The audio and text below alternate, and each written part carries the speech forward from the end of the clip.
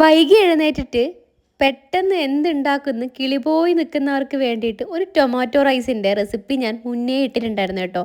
ആ ഒരു വീഡിയോയിൽ എനിക്ക് 1.5 മില്യൺ വ്യൂവേഴ്സാണ് ഉണ്ടായത്. ഇതുപോലെ തന്നെ പെട്ടെന്ന് ഉണ്ടാക്കുന്ന ഒരു റെസിപ്പിയാണ് ഞാൻ ഇന്ന് പറയുന്നത്, ഇറച്ചിച്ചോറ്. അതായത് സ്പൈസസ് ഒക്കെ ഇട്ടതിന് ശേഷം അണ്ടിപ്പരിപ്പ് മുന്തിരിങ്ങ ഇട്ടു, ഉള്ളി നന്നായിട്ട് വാട്ടിയതിന് ശേഷം വെളുത്തുള്ളി ഇഞ്ചി പച്ചമുളക് ചതച്ചതിട്ടു, ആവശ്യത്തിനുള്ള ഉപ്പും കൂടെ ചേർത്ത് നന്നായിട്ട് വാടി വരുന്ന സമയത്ത് തക്കാളി ഇട്ട് കൊടുക്കുന്നുണ്ട്. അതിലോട്ട് ഉപ്പ്, മുളക്, മഞ്ഞൾ, ആവശ്യത്തിനുള്ള ബിരിയാണി മസാലയാണ് ഞാൻ ഇട്ട് കൊടുക്കുന്നത്. അതൊക്കെ ഇട്ട് നന്നായിട്ട് മൂപ്പിച്ചതിന് ശേഷം ചിക്കനും കൂടി ഇടുന്നുണ്ട്. ഇച്ചിരി വെള്ളവും കുറച്ച് മല്ലിയിലയും കൂടി ഇട്ടിട്ട് ഒറ്റ വിസിൽ. പിന്നെ കഴുകി വെച്ച ബിരിയാണി റൈസ് ഇട്ട് കൊടുത്തതിന് ശേഷം ഒരു വിസിലും കൂടെ വേണം.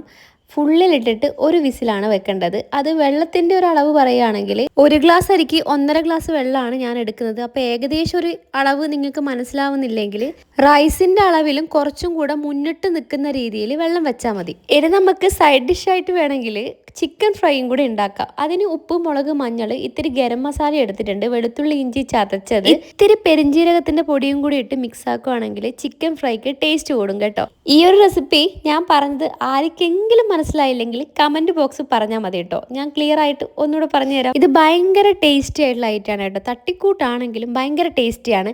നിങ്ങൾ ഒറ്റൊരു പ്രാവശ്യം ഇതൊന്ന് ഉണ്ടാക്കി നോക്കൂ. അപ്പം നിങ്ങൾ എന്തായാലും ഇതിൻ്റെ ഫാനാകും. നിങ്ങൾക്ക് എൻ്റെ വീഡിയോസ് ഇഷ്ടമായെങ്കിൽ നിങ്ങളുടെ സപ്പോർട്ട് ഞാൻ പ്രതീക്ഷിക്കുന്നു. അപ്പോൾ അത്രയേ ഉള്ളൂ. അടുത്ത വീഡിയോ ആയിട്ട് നാളെ കാണാം. അതുവരേക്കും ടാറ്റ, ബൈ ബൈ.